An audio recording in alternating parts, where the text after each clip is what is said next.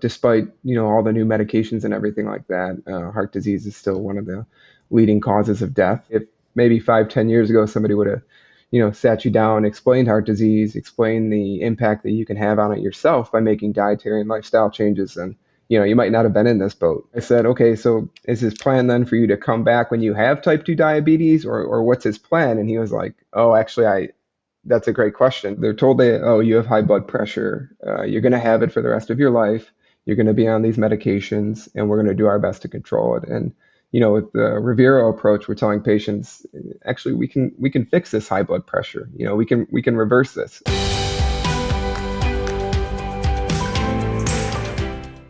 Chris, can you hear me, man? How are you doing?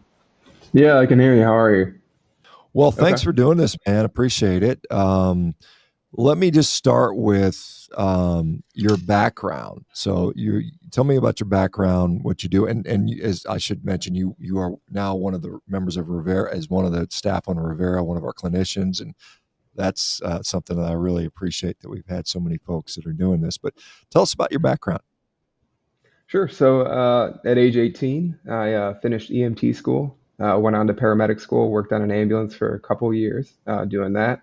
While I was doing that, I got my nursing degree and license.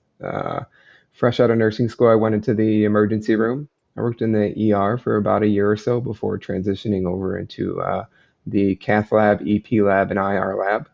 I worked there for 5 years before I got my master's in nursing, where I went on to work as a hospitalist at one of the local hospitals. That hospital ended up closing down, so then I started my career in cardiology.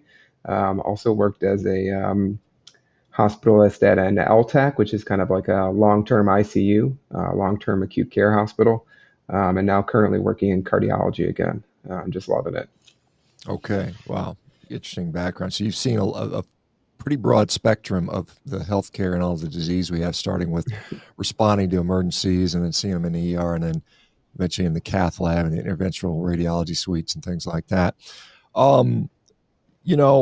That's very much a reactionary, after the fact type of practice, isn't it? Yeah. It's like we're dealing with people like 10 years later than we should have, quite honestly, probably. Yeah. Have you seen, have you seen a change in the practice, the presentation? What have you seen over the years? Any significant changes? Just in regards to what, just like heart disease, or if you want, or like I said, obviously spending time in the ER. I guess it sounds like the better part of the last few years has been basically in heart disease. So we can talk about that a little bit. Yeah, sure. So I haven't seen much change, to be honest with you. I feel like we're getting more aggressive with trying to control LDL, has been the biggest change I've seen. But despite, all the new medications and everything like that, heart disease is still one of the leading causes of death, and one of the leading chronic diseases that we deal with, not only here in the United States, but globally. So, I think we keep trying to add more and more medications to this problem, but we haven't really seen a big impact on it, from at least what I'm seeing. So it's a topic that's very near and dear to me, especially with, treating the patients and looking at them, and, just kind of realizing like, hey, if maybe 5, 10 years ago, somebody would have, sat you down, explained heart disease, explained the impact that you can have on it yourself by making dietary and lifestyle changes, and, you might not have been in this boat, so. What are the patients presenting to the cath labs? Are they often already treated? Are they already on like lipid lowering medicines that you see, or are they just naive people that have never been doing this and are all eating steaks every day like I do? I would say it's usually a pretty good 50-50 split. There's some people who, they've just never been to a doctor before, and this is kind of their first moment and experience with the healthcare system. And there are some people who are in intensive statin therapy. They're on, DAPT therapy, but, it's just, they say, oh yeah, you had your last angiogram about 5 years ago. It's time for another one, just because we know, especially with the risk factors they may have, whether it's smoking, diabetes, obesity, hypertension.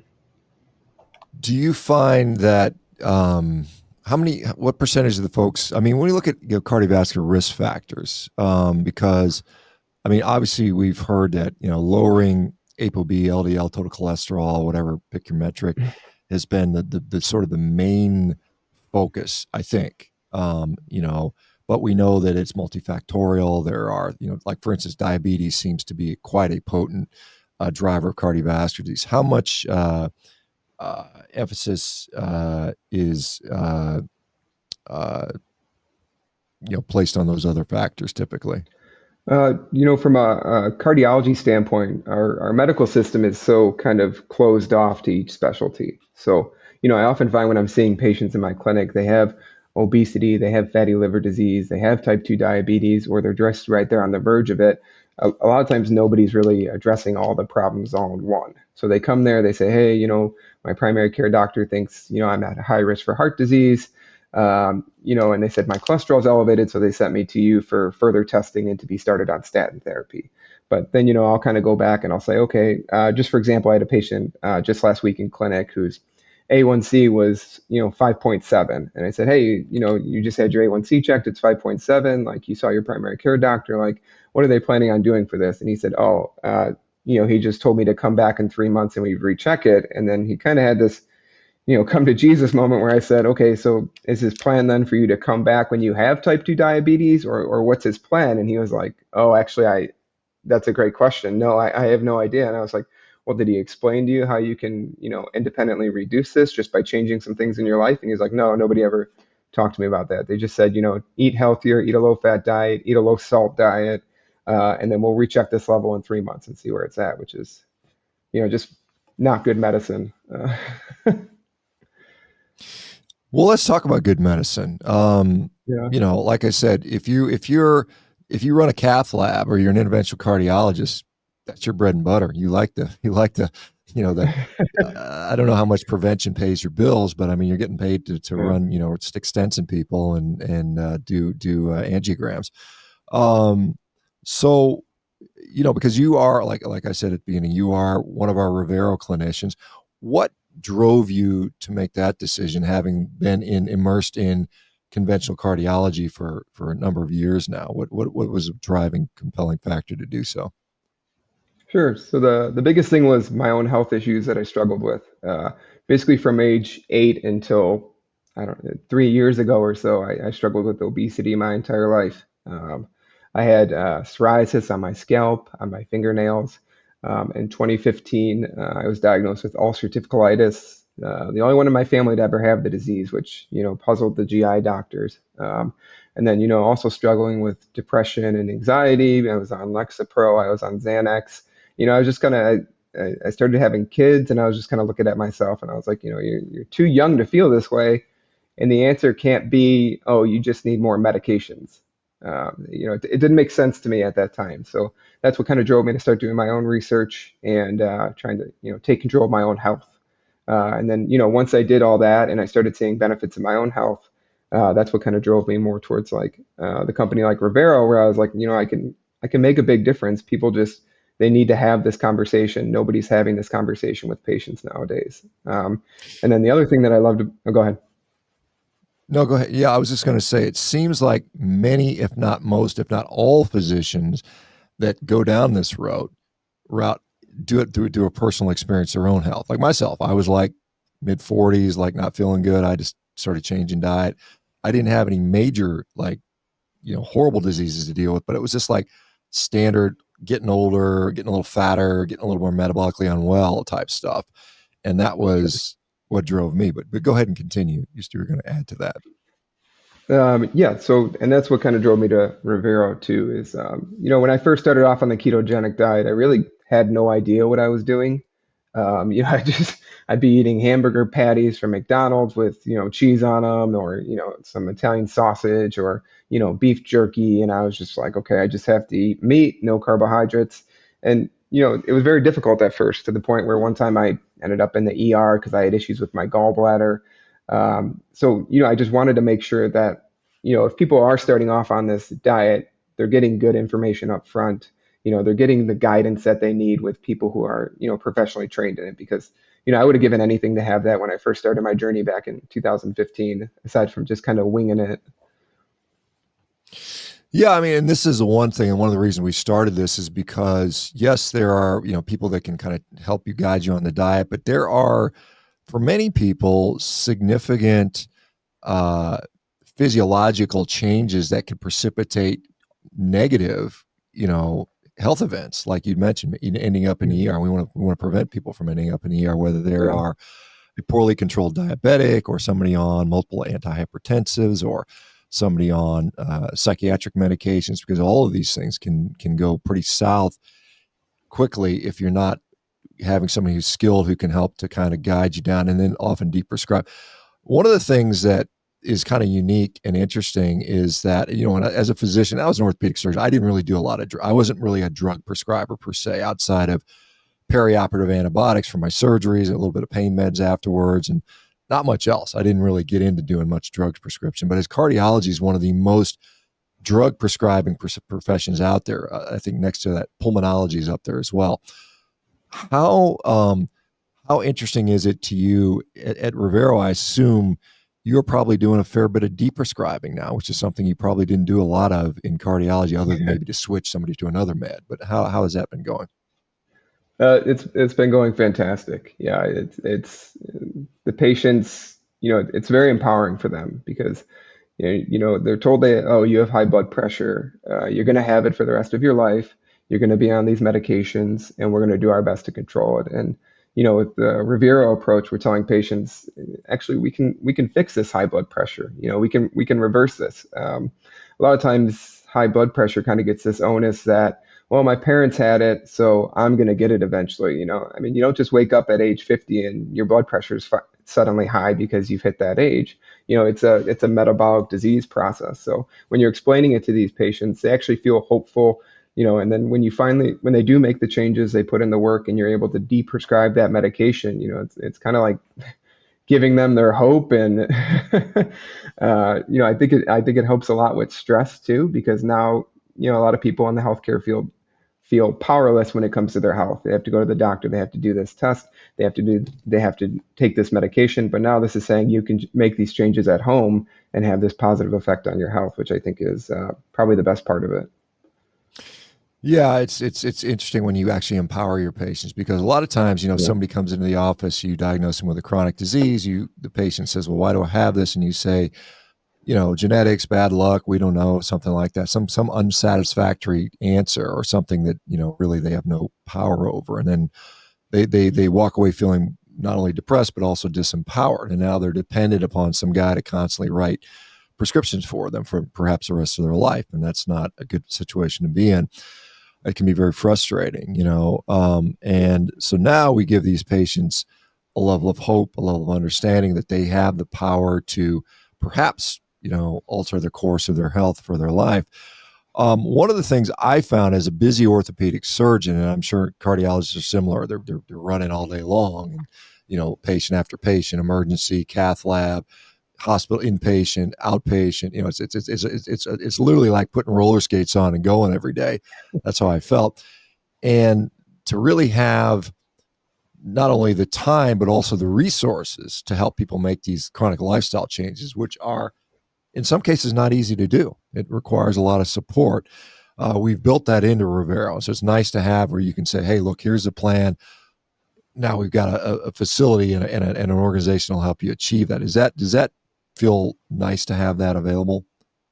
Yeah, it feels fantastic, to be honest with you. Yeah, and the patients all love it. I mean, the patients are on the responses.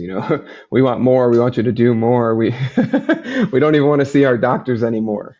So it's been really great. And Yeah, that's the one thing. A lot of people want us to be their primary care physician. I try to explain to them, look, we can't treat sprained ankles and colds and stuff like that yeah, over the computer, so we can't really fully do primary care. But when it comes to chronic disease management, and I don't even like to use the term disease management, because I think that just means chronically medicated. And I think really what we should be talking about is disease prevention and disease curing. And I think we in a way, yeah, it's almost like it's like you get in trouble if you say you're trying to cure disease, because we've been trained that diseases aren't curable. They're lifelong things, particularly when we yeah, talk about things like type 2 diabetes or hypothyroidism or hypertension or depression or whatever it is. This is a condition you've got the rest of your life, and the only answer is pills and more pills, and until you eventually expire. So what has been obviously let's talk a little bit about your own history, because ulcerative colitis, for those that don't know, can be a really devastating condition. I mean, it can really ultimately, it's for some people, it takes them out of life completely, depending on how bad it is. Now, how were you managed?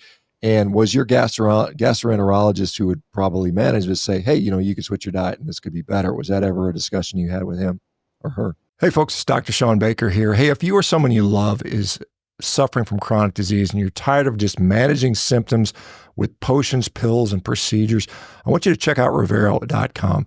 Our team of dedicated professionals is committed to tackling the root cause of your issue and finally getting you healthy. Hurry up, though. Our spaces are filling up very quickly. No, he didn't bring it up once. At the time, I was going to school full time, working full time. A lot of stress, a lot of unhealthy eating, late nights. I think before I finally went in for my colonoscopy, I was having about 20 bowel movements per day or so. I had lost about 15 pounds in 1 week. I went in for the colonoscopy. He said, I don't even need to take biopsy. Your entire colon is inflamed. You have severe ulcerative colitis. He sent me right to his office to pick up 3 new medications to start immediately. So that's what I did. I went to his office, picked up those medications and started on them. And within 1 week, I was in the ER with 105 fevers. No explanation. They just said, maybe it's just a virus or something like that. Discharged next day, same thing, 105 fevers, went back to the ER.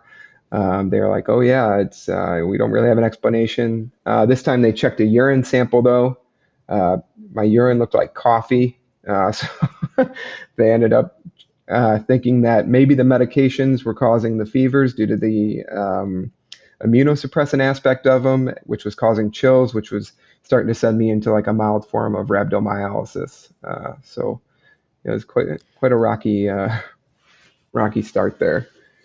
Yeah, 105 fever. You start cooking your brain with that high of a fever. So I know that I've seen they put people into ice, pack them in ice to try to drive their temperature down. I've seen that before. But so I was going to say, if you go into rhabdo, or and what, so I would assume maybe they put you on some sort of corticosteroid, maybe prednisone initially, and then so were they putting you on a biologic, an immune suppressant? Was that like right out of the get-go they started with that? They started off with Euceris, which I think is a corticosteroid, Lialda, which is a high-dose NSAID, and then another medication called Alinea, which I think is like an anti-parasite medication. And I was taking those meds multiple times per day, multiple pills.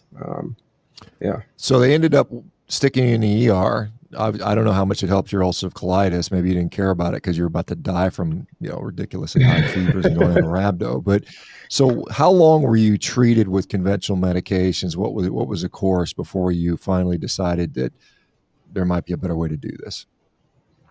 Well, I called him after I finally was feeling better and was out of the ER, and I said, hey, I think the medications are causing this. Like, I've never had an issue like this before. I was doing some of my own research, and he was like, no, it's not the medications. It just must be something else.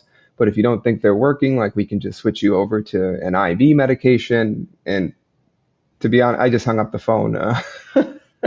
And then I just started doing my own research. At the time, with ulcerative colitis, sometimes you can get a lot of pain when you go to eat too. So I was having a lot of pain. So I was already, in a way, doing some intermittent fasting just because I didn't want to eat because of the pain it would cause me in my stomach. So I was talking to one of my buddies at work who had suggested a ketogenic diet.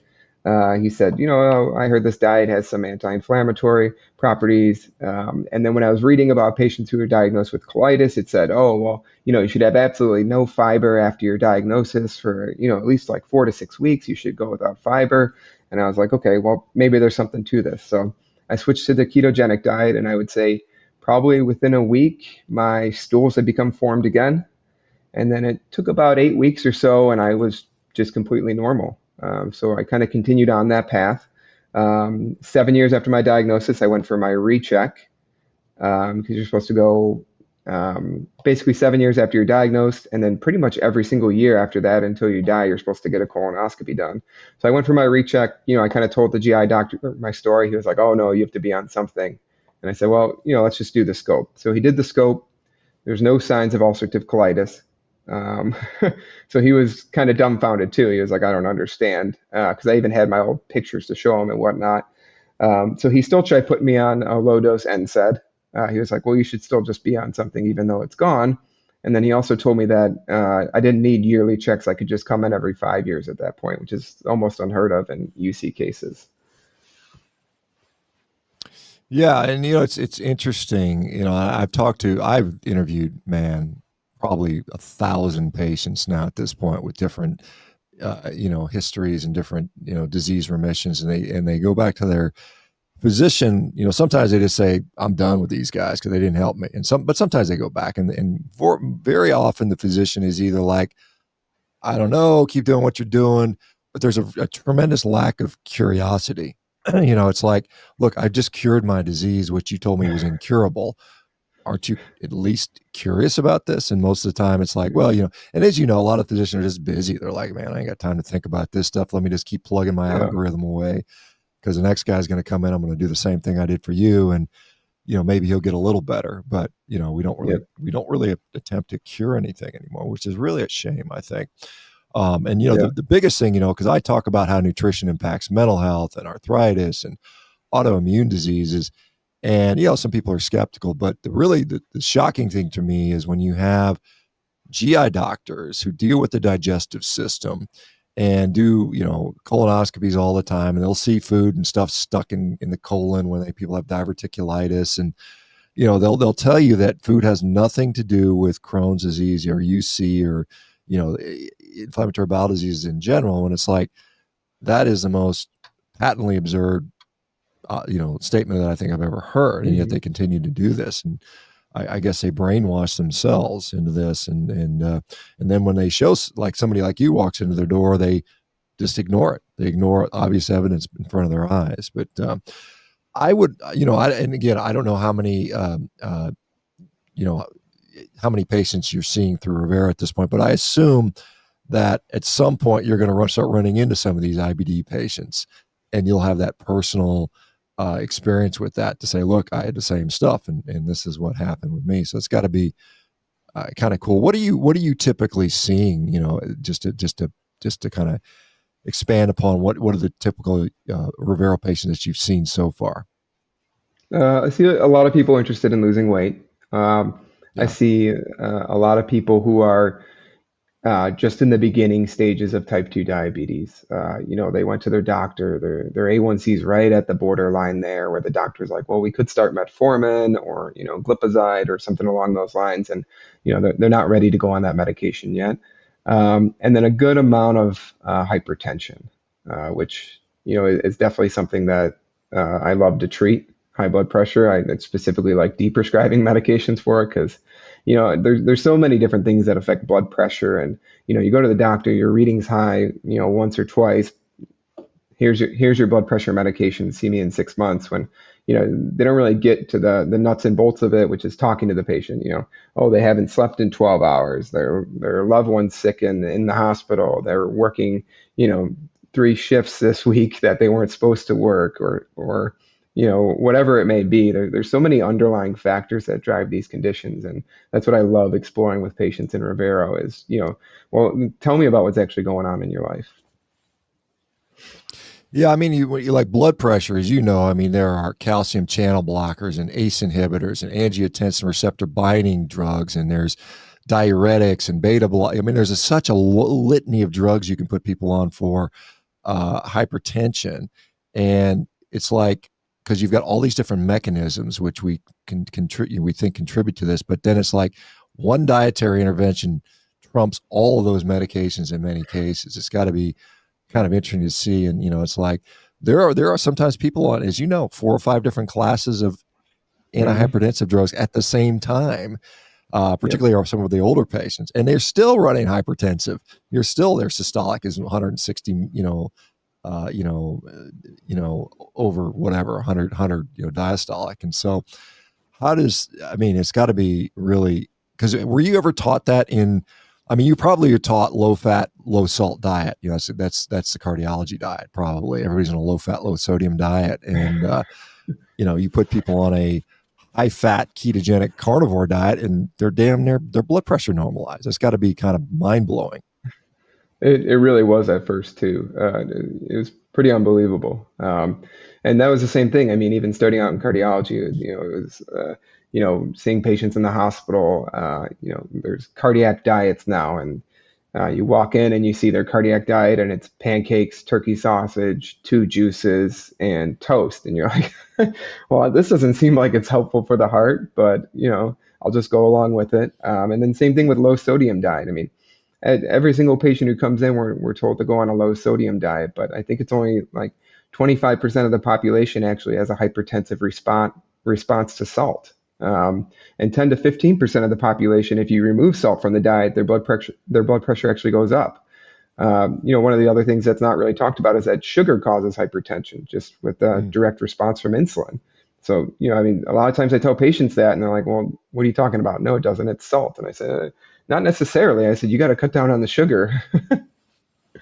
Well, it's, as you mentioned, insulin's impact on the kidney is to retain salt. So yeah, it may be sodium, but it's sodium that's retained by the kidneys because you're eating too much sugar, rather than the sodium that you're consuming on your hamburger or whatever it might be. So it's kind of an interesting way to do that. Now, I know, like you mentioned, one of your goals, because, and a lot of our physicians at Revero's and our clinicians at Revero work for us part-time, and then they have their own practice.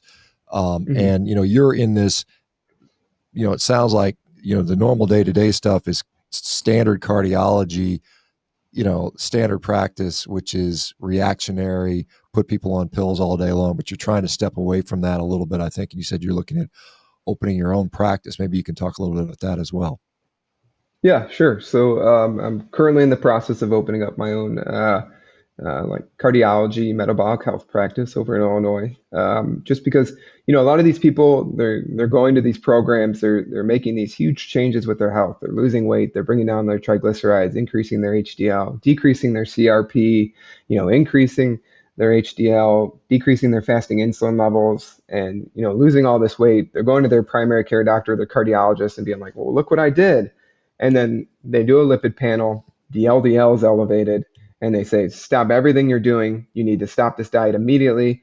Your LDL is elevated. You're going to have a heart attack. So, the main focus of the program that I'm opening and the business that I'm starting is to just have, a shared discussion with patients about the pros and cons of certain medications, shared decision making, and talk to them about the actual data about the medications.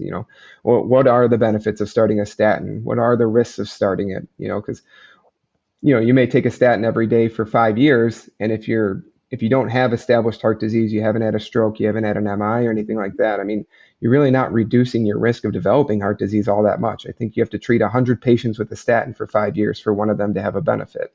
And then it doesn't decrease your mortality rates at all, especially in primary prevention. So, it's something I'm very passionate about, is just using lifestyle to help patients, specifically in cardiology, to have effect over their own health. We're seeing a lot of patients now who are having palpitations. POTS is another huge thing that's been kind of blowing up, and it's something that you can directly fix with diet and lifestyle changes. Let me ask you this, because a lot of people are, obviously in low carb space in general, the cholesterol discussion comes up quite frequently because we have a certain segment of the population where it rises quite dramatically, usually associated with a pretty significant fall in triglycerides and maybe a somewhat of an elevation in HDL. So there's, you would say, just from general practice, you say some of these risk factors have gotten better, but LDL ApoB has gone up, and therefore that may be the most concerning thing. And a lot of people will say, well, let's get more information with perhaps imaging. How heavily in your traditional practice had you relied on imaging? Do calcium scores matter to the average cardiologist? What about angiography? How does that play into the sort of the treatment algorithm and the decision making? Sure. So, in the traditional cardiology practice, I mean, imaging is what it's all about, to be honest with you. You have an abnormal EKG, you come in, you get a stress test, you get an echocardiogram or an ultrasound of the heart. If you're having palpitations, you get an event monitor. The CAC scores is something newer. The group that a lot of times with CAC scores, I find it to kind of be a trap because your score is either going to be 0 or you're going to get it done and then it's going to come back. Let's say it comes back at 200. You go to see your cardiologist. Your cardiologist is going to ignore everything you're doing and say you need to go on a statin and an aspirin medication now, even if your LDL is controlled, because they're saying, wow, you have this heart disease here. We need to do something to make sure it doesn't get worse. When you look at the actual studies that have been done on the CAC scores specifically, statins don't actually slow the progression of the scores. They don't reduce the progression of the scores. In fact, it's actually been found that it may increase your score, and that's from the plaque stabilization that occurs when you start taking the statin. So, unless your score is 0, I find that it can sometimes be troublesome because it's just going to lead to additional testing where, okay, your score is 300, that's high risk. Now we need to do a stress test. Now we need to do an echocardiogram. Now we need to get you on a statin medication. But, we don't really know where the patient's coming from before that. Did they have 20 years of an unhealthy lifestyle? Now they've mitigated most of those risk factors through diet and lifestyle. They're now exercising. They've lost weight. They have their type 2 diabetes under control. Yeah, fair enough. And I've seen people talk about, when it comes to alterations in the CAC score, they say that, further calcifying soft plaque is actually protective because it stabilizes it from breaking off and, becoming a thrombotic type of phenomenon. And there's a difference between increasing calcium density versus increasing calcium volume, both of those which would give you an increased, Agassiz score. But, one is less worrisome than the other. So there's a lot of nuance around that. And you're absolutely right. A 0 score is good. If you can get a 0 score, you can sort of say, hey, that's generally a good sign. No one would argue with that, even a conventional cardiologist. Now, yes, Agreed. You can still have some soft plaque, but it's less likely. I mean, particularly if you're asymptomatic. So yeah, heart disease is one of those things where I think we are still learning a lot and there's a lot more nuance around this. And I think, there's more to come and more to find out. There are people out there that are dogmatic, and it's like lower is always better. Get that LDL. If you're a diabetic, that LDL better be below 70. And if you had a previous event, we need to drive it down as low as humanly possible. And I don't know that that's necessarily. And again, I'm not a cardiologist. I mean, you have more experience in this than I do. Do you ever find that? Do you feel that statins have ever been inappropriately prescribed? And if so, where would you see that? I do. I've definitely seen it in the hospital a bunch. One of the places you can usually find it is if somebody comes in and they're diagnosed with a TIA. So TIA, transient ischemic attack, can be thought of as a precursor for, a major CVA down the road. So a lot of those patients who are diagnosed with that end up with, high dose statin therapy, aspirin therapy, sometimes Plavix in addition to that. But when it comes to TIA, a lot of the times it's not really a concrete diagnosis most of the time. The patient comes in, they have stroke-like symptoms that last a couple hours and then it goes away. But, there's other nuances that can play into that, low blood pressure, alterations in electrolytes, infections and whatnot. So a lot of times you see patients who are started on this high dose statin therapy, regardless of what their LDL or cholesterol panel says. And then, they're just kind of on that for life.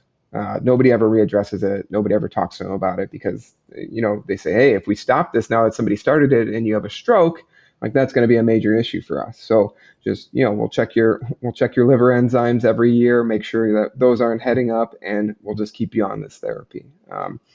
Same thing. Sometimes I don't feel like doctors know the appropriate dose to start statins at.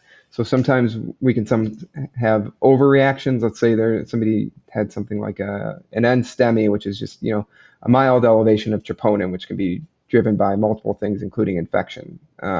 Patient gets started on a statin for that, and then once again, follow-up never really occurs, and they just kind of stay on that.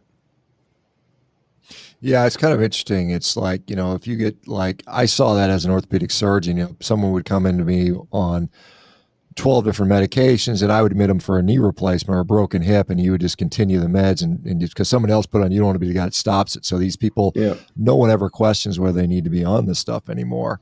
Yeah, it's interesting. Let me ask you, because you'd mentioned aspirin. I know aspirin has had this sort of back and forth history on whether it is actually efficacious in preventing heart disease. Obviously, it is basically basically antiplatelet. It kind of prevents thrombosis. But what are your thoughts on aspirin as a general rule? Should people be taking it as a preventive? Can it be helpful? I mean, I think we've kind of discovered that the baby aspirin might be the more appropriate dose, the 81 milligram versus a 325 or whatever it might be. What are your thoughts on aspirin? They've cut the recommendations for aspirin, specifically like baby aspirin, have kind of been toned down lately. A couple years ago, they used to say everybody and their mother should be taking a baby aspirin, and then people had GI bleeding and lots of issues from that. So they kind of re-examined the guidelines for that, and now we mostly use it for secondary prevention or high risk patients. So if you've had a previous stroke, previous MI, if you get a coronary artery calcium CT scan done and the score is like greater than 300. So it's just more so in high risk patients that we're seeing that use now. Okay, fair enough. So when it comes to mitigating risk for heart disease, how would you rank the various things you can change? Because you can't change how old you are, you can't change if you're male, you can't change your genetics. Yeah. What do you think? How would you prioritize sort of prevention of cardiovascular disease? Stroke's definitely number one. I mean, not stroke. Smoking is definitely number one. Any tobacco use is going to skyrocket your risk. So need to stop that immediately. Two, type 2 diabetes would probably be up there for the highest risk. I also think stress directly contributes to CAD. So that would be up there with my highest risk too, along with, hypertension, obesity. But just any conditions that are pro-inflammatory are going to be contribute to CAD. Okay, so and like for instance, when you had ulcerative colitis, even though that's a gut issue, you probably C-reactive protein was, I would imagine, quite high if you ever measured it. That actually puts you at higher risk for cardiovascular disease. Does it not? Correct. Yeah, just because you're putting your body in a pro-inflammatory state. So, and if your body's so busy dealing with what's going on in the gut and all the inflammation down there, it's not going to be able to keep up with the other processes that are around. It's kind of like, there's too many fires going on in the town for the firemen to deal with. So, other things are going to start to go awry as it's trying to deal with this major inflammation of the colon and whatnot. So let me ask you this: what do you eat on a daily basis? Just out of curiosity, what's your general diet looks like? Because at Revero, we're not only carnivore; we do different, basically low carb diets. So what are you eating these days? So I mostly do carnivore now. I mostly just eat chuck roast. I cut my own steaks from that. Ground beef, 80-20 ground beef. Occasionally some lamb, eggs. I do cheese. That doesn't affect me. I'm lucky on that aspect. So I do cheese, and then the only other kind of oddball thing that I'll mix in will be some sour cream. Pretty carnivorous for sure. And your cardiology colleagues, the cardiologists that you might run across, have they noticed? Have you ever discussed what you do with them, and what has been their sort of reception to that? Yeah, I do. So they think I'm crazy. So the cardiologist that I work for, he's a vegetarian and has been his entire life, just part of his religion and whatnot. So he's got a good attitude about it. We always have our little tit for tats back and forth, but it's always kind-hearted. But yeah, he is strict, no animal products at all. I started preaching to some of the nurses that I work with, though, because they had their own conditions going on, and two of them did go on it. One of them did it through an insurance sponsored plan, but she was on like 80 units of insulin and now is only on oral agents for control of her type 2 diabetes. So, they see the benefits. Sometimes it can be a little bit hard to stick to, but as I tell them, I said, if you're doing this, 90% of the month, and every once in a while you step out, and you're significantly improving your health just with that in and of itself. So Yeah, for sure. That's absolutely. I Yeah, mean, but some people 100% strict is all they can they need to be that way, but many people, yeah. it's what you do most of the time. Well, Chris, I'm glad we have a crazy guy like you as part of Revero. I mean, I think we need people that are willing to, really look what really happens and what really works, and someone who's actually lived this and experienced it with ulcerative colitis, and then also actually practicing in cardiology is awesome. So thank you for doing this. Yeah. Do you want, I mean, does your clinic have a name or anything like that? Do you want to maybe shout out for anybody who lives in Illinois that needs someone in face to face? Sure. So my clinic name is Root Cause Functional Medicine. Uh, I have locations in Naperville and Homer Glen. We'll be starting the like integrative cardiology part of it in July, which I'm very excited about to kind of start talking to patients about, what they can do to affect their health, explain more about these lab works, do some more advanced diagnostic testing along with that, and just have a safe place that people can go if they are on keto or carnivore. They've done all this hard work, and right now they don't have anyone who's going to listen to them, and that's really where I hope to excel with this. Well, awesome. So if you are in the Illinois area, particularly Chicagoland, check out Chris Gloude there for cardiology needs. And if you're a Revero patient, we're very thankful and happy to have him as part of our team. So thanks for doing this, Chris. Appreciate it. Yeah. Thank you, Dr. Baker.